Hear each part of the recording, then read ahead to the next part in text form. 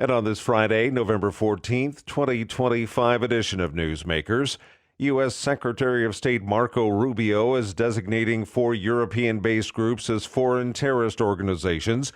The administration singled out the German-based Antifa Ost, the Italian-based International Revolutionary Front, and Greece's Armed Proletarian Justice, as well as the Revolutionary Class Self-Defense.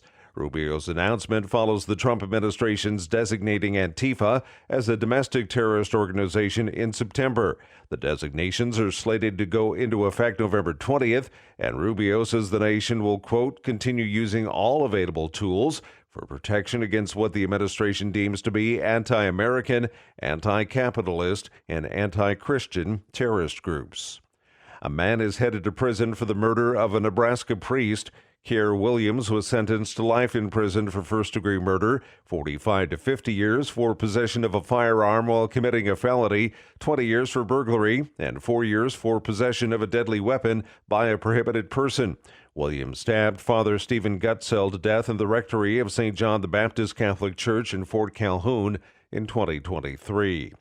An Illinois man is in police custody after he allegedly made a threat against a Dearborn Heights, Michigan mosque in September. Officials say the threat was made the day after the attack at the Church of Jesus Christ of Latter-day Saints in Grand Blanc, Michigan. Kenneth Gerke of Elgin, Illinois, turned himself into police and was transferred to Dearborn Heights. The killing of Charlie Kirk has led to an explosion of interest in his conservative activist group, Turning Point USA. But in Texas, some new chapters are being blocked by the liberal leaders of public schools. We've had chapters that started 2 months ago that are still not RSO'd by their schools because the administration drags their feet. TPUSA's Ricky Adam told lawmakers that at one school in Killeen, Texas, a counselor ripped up students' signs as they tried to form a chapter. He said they were accused of spreading hate. Members of a special committee on free speech vowed to get to the bottom of what happened there and elsewhere.